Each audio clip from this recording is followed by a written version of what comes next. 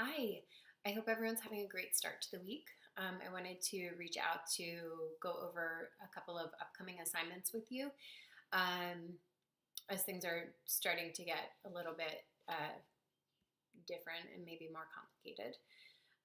So, in addition to the regular work this week, you are also going to be sending me an email about your case study. So hopefully at this point you have observed the child enough to have a general grasp of what strengths and challenges are in the classroom for that student.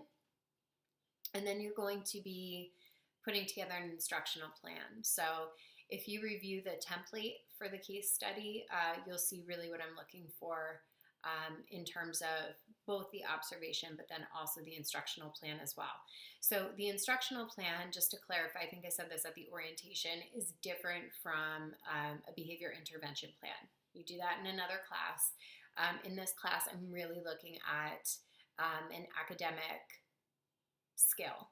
And so the skill should be something that is socially valid for that child. So it's, make the argument that this is an important skill for the student to learn, that it's not just an arbitrary skill. You are going to create the target skill and goals and objectives. And then you're going to give me a brief description of what the lesson will be. So a couple of notes on that. Make sure that you review writing goals and objectives. And I will put a little blurb up on our news as a reminder of what should be included in goals and objectives. And then your brief description of the lesson is just, and actually when you ultimately do it, it really is going to just be like a bulleted list as opposed to a full-blown lesson plan. So send that over to me and I can tell you whether or not you're on the right track for that. So that's going to be due this Sunday, the 10th. Looking at next week, things change a little bit as we get a little bit heavier into projects. Your other work is going to lighten up. So you only have you have one ASR next week, and then you have your web research, and then you've got your hot topic paper. The week after that, you just have no ASRs. Actually, next week is your last ASR. And then you have your web research, and then you've got your case study stuff. And the following week, you just have this family impact project due. So keep trucking along. I know that it's a lot right now, but you're doing a great job with it. So stick with it. So next week, I'll just remind you too, if you haven't yet submitted your certificates for the Affirm modules, make sure that you do that. So you have social skills training, Affirm module due on the 10th, and then next week, week 4, you have the module of your choice. So I didn't assign a specific module this week because I think that you may have different areas of interest, or maybe there's something that you already know a little bit about that you want to know more about, or something that you've heard people in your school talking about. So the Affirm modules are all evidence-based practices, so you really can't go wrong choosing there. The one thing that I'll suggest to you, though, is within the frame of assignments for this week, what's going to be most beneficial for you is an evidence-based practice that can be used in an inclusive setting. Again, it doesn't necessarily have to be that, but just because that's kind of where your brain is going to be this week around assigned articles, that might be most advantageous for you. So I'm talking about week 4 again. So we have this module of your choice. Your chat for week 4 is really going to be based largely around just evidence-based practices in general, and how do we identify the validity of evidence-based practices, and then also your thoughts on inclusion, and then really sharing that module that you did. So you should really plan on completing your module for week 4, the one that's a module of your choice, prior to your chat so that you're able to discuss it during your chat. Okay, so again, you've got your ASR in week 4, you've got a web research in week 4, and then you have your hot topic. So I'm going to talk to you a little bit about the hot topic. There's a good overview of the assignment in your syllabus, which I'm pulling up right now. So your hot topic paper uses assigned readings and one additional peer-reviewed article that you locate on the assigned topic. Your reflection should focus on analysis and synthesis of the readings and should take a stance on the proposed topic question. Your stance should be supported by the assigned readings and your additional article. You should use APA format for citation of sources and references. You must complete a self-assessed rubric, and you're going to submit in the Dropbox on eCampus. So there are a lot of resources for you on this, and if you look under course content, you can find a document called Guidance for a Hot Topic.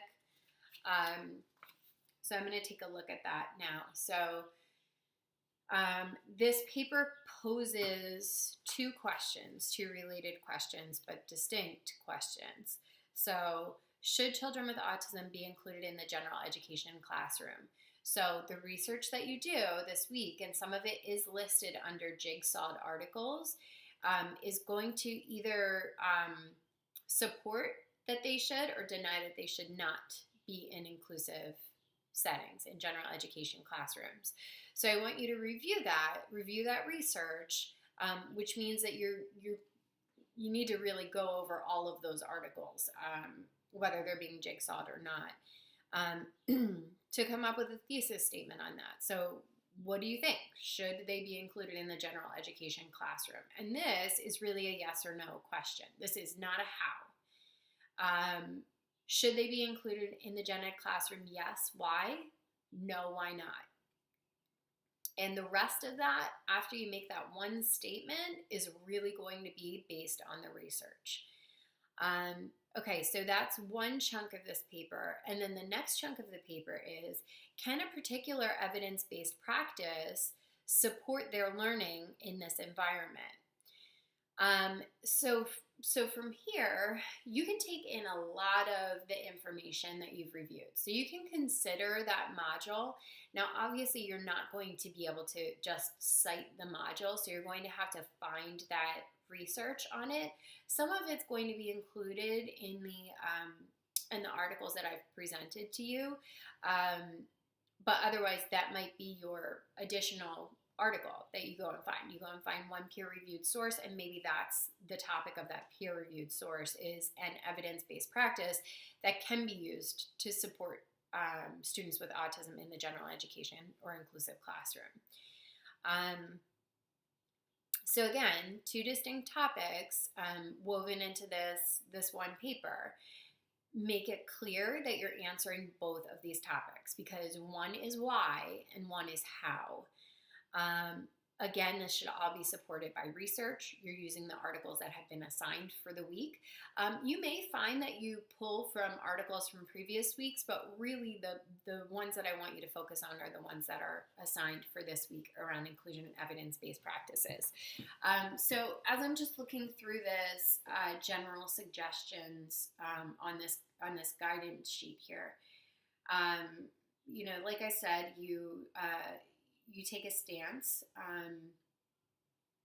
and you think about it. You really analyze and synthesize that research. Are multiple articles giving you the same information? Are multiple articles talking about academic gains? Are multiple articles talking about social gains? And pull all of that together and see what you come up with. Let's see. Opinion statement, thesis, why not, evidence-based practice. Okay, good. I give you a suggestion for the format of your paper. This paper is very brief. So I say ideally you have 4 to 5 total pages, which includes just 2 to 3 pages of content. I'm going to say a maximum of 4 pages of content. Beyond that, I'm not going to read anymore. So make sure that your first 4 pages are solid in answering the questions in a succinct and synthesized way. Finally, there are a bunch of common mistakes and issues with Hot Topic. I will leave that up to you to read. You are going to be completing a rubric for this. So your rubric has the different criteria over here. You're going to grade yourself and then provide a justification why you think that you earned the score that you did. So that is your Hot Topic, and that is due on Sunday the 17th in the Dropbox. And I think that pretty much covers what we've got going on for weeks 3 and 4. And then I will check back in with you probably via another video as we look at weeks 5 and 6. But I look forward to seeing those emails from you. Send them whenever you're ready to send them, and I'll get back to you so that you can get started working on that. Okay? Have a great week. Thanks.